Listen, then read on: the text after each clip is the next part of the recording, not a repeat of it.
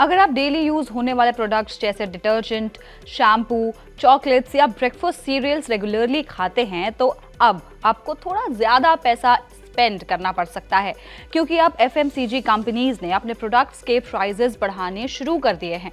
Reports के मुताबिक India की कंज्यूमर गुड्स कंपनीज ने अपने प्रोडक्ट्स के प्राइसेस लगभग 2 से 5% तक बढ़ाने शुरू कर दिए हैं। इसका इम्पैक्ट अब स्टोर्स पर क्लियरली दिख रहा है। Detergents, hair oils, chocolates, noodles और ब्रेकफास्ट सीरियल्स जैसे डेली यूज प्रोडक्ट्स नए और हायर प्राइसेस टैक्स के साथ शेल्फ्स पर आ रहे हैं। सितंबर में जीएसटी रेट कट्स के बाद कंपनीज ने प्राइसेस स्टेबल रखे थे। उस वक्त कंपनीज ने टैक्स बेनिफिट कंज्यूमर्स को पास किया था, लेकिन अब लगभग 6 महीने बाद वो फेज खत्म हो रहा है और कंपनीज फिर से प्राइस इंक्रीज कर रही हैं।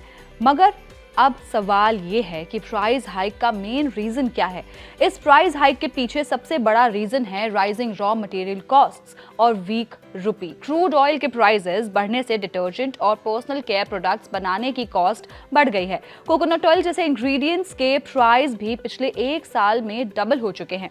साथ ही रुपी भी डॉलर के कंपैरिजन में वीक हुआ है। जब रुपी वीक होता है तो इंपोर्टेड रॉ मटेरियल्स महंगे हो जाते हैं। ब्रेकफास्ट सीरियल्स और फूड प्रोडक्ट्स में यूज होने वाले इंग्रेडिएंट्स जैसे ओट्स और आलमंड्स काफी हद तक इंपोर्ट होते हैं, इसलिए उनकी कॉस्ट भी बढ़ गई है।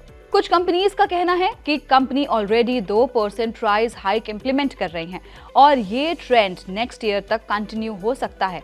वहीं हिंदुस्तान यूनिलीवर लिमिटेड जैसी कंपनीज भी अपने होम केयर प्रोडक्ट्स जैसे सर्फ एक्सेल, रिन, विम और डोमेक्स के प्राइसेस बढ़ा रही हैं। कंपनी ने कहा है कि हायर रॉ मटेरियल कॉस्ट की वजह से प्राइस इंक्रीज जरूरी हो गया है। साथ ही टाटा कंज्यूमर प्रोडक्ट्स लिमिटेड ने भी टी प्राइसेस में इंक्रीज का सिग्नल दिया है और कंपनी सिचुएशन आगे और प्राइस चेंजेस कर सकती है। आपको बता दें, एफएमसीजी कंपनीज की सेल्स ग्रोथ अच्छी रही है, लेकिन प्रॉफिट पर प्रेशर अभी भी बना हुआ है। कंपनीज ज्यादा रेवेन्यू जनरेट कर रही हैं, लेकिन रॉ मटेरियल और इंपोर्ट कॉस्ट बढ़ने की वजह से उनका मार्जिन प्रेशर में है। इसलिए कंपनीज ग्रेजुअली प्राइसेस बढ़ा रही हैं ताकि वो अपने प्रॉफिट को प्रोटेक्ट कर सकें। इस सिचुएशन का इम्पैक्ट स्टॉक मार्केट में भी देखने को मिल रहा है। 2026 में अब तक एफएमसीजी सेक्टर का परफॉर्मेंस वीक रहा है। निफ्टी एफएमसीजी इंडेक्स लगभग 6% तक गिर चुका है और इसका एक बड़ा रीजन आईटीसी लिमिटेड के शेयर्स में करीब 20% की गिरावट भी रही है। मेजर एफएमसीजी कंपनीज जैसे Britannia industries limited, Nestle India limited और हिंदुस्तान यूनिलीवर के स्टॉक्स पर भी प्रेशर देखने को मिला है। एनालिस्ट्स का कहना है कि वॉल्यूम ग्रोथ अभी म्यूटेड है, यानी डिमांड ग्रोथ उतनी स्ट्रॉन्ग नहीं है जितनी एक्सपेक्टेड थी। लेकिन कुछ ब्रोकरेजेस अभी भी सिलेक्टिवली पॉजिटिव हैं। कुछ फर्म्स ने कुछ एफएमसीजी स्टॉक्स पर अपनी रेटिंग मेंटेन रखी हुई है।